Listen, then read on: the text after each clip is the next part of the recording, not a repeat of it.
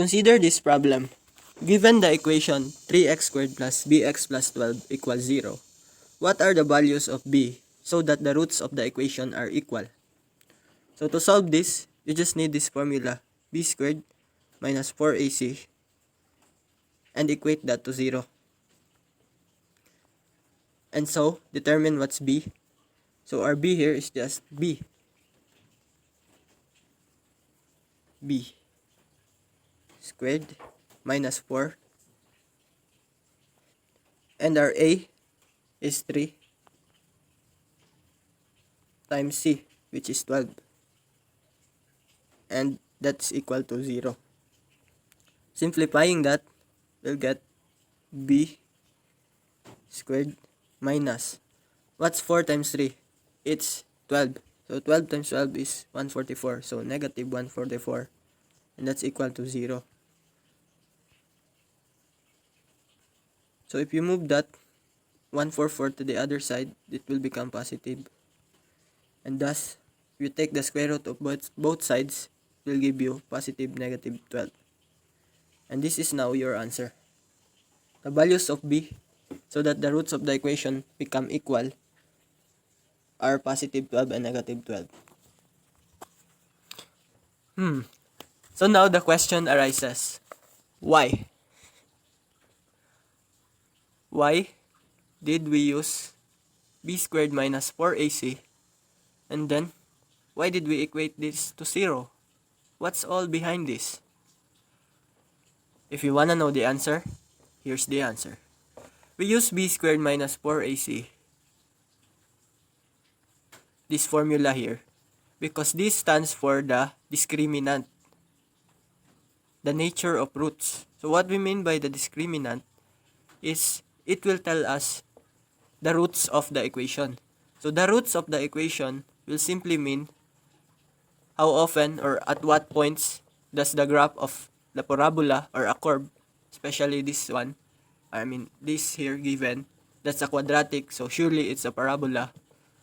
How often or what are the points that it touches the x-axis? So whenever the graph touches the x-axis, these points here, this is x-axis. Whenever the graph touches the x-axis, these are called roots. So by that, roots are just the x-intercepts. Or in other words,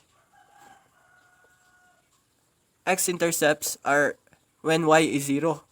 So whenever y is 0 in your function, you input x and then you get an output 0. Those were the roots. That's why here the problem given to us, they equate it already to 0, because its goal is to find the x. So those x will tell us the x-intercepts or the roots. So now, b squared minus 4ac will simply mean that if the answer to that is greater than 0, meaning positive, will be 1, 2, 3, 4, 5, it will tell us that the roots of a quadratic equation has 2 or more roots, or 2 roots that are on different points. Because here, x is negative here, negative number, while here, x is positive number. Alright? So that's what this b squared minus 4ac mean. And then, if b squared minus 4ac is less than 0, that would be negative numbers. The answer, if you let b squared minus 4ac less than 0, that means the roots are imaginary. Or, in other words, the graph of the function never touches the x-axis. So that's just it. If the discriminant is greater than 0, it has 2 roots that are not on the same point. And if it's less than, its roots or the x-intercepts, or it has no x-intercepts, and it will not touch the x-axis. And then lastly, this is what we use here.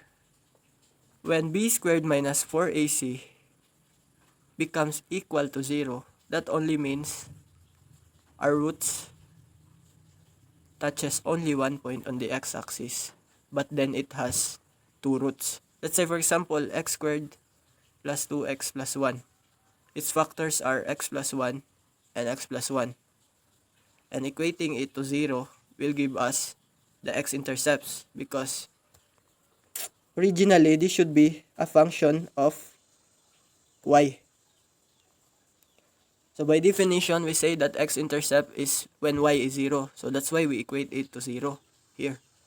So now by the zero property rule, so if two numbers, let's say we have 7 and 5, become 0, either of these two should be 0, so that the answer will be 0, right? So it could be 0 times 5 to make it 0, or 7 times 0 to make it 0, diba?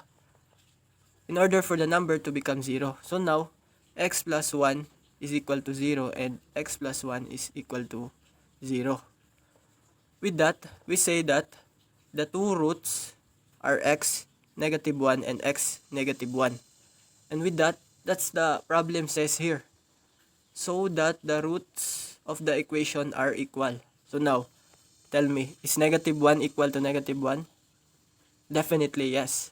And that's why we use this formula b squared minus 4ac equals 0 to solve for the value of b here on the problem. Alright? I hope you get something here, and as always, thanks for watching. Peace out.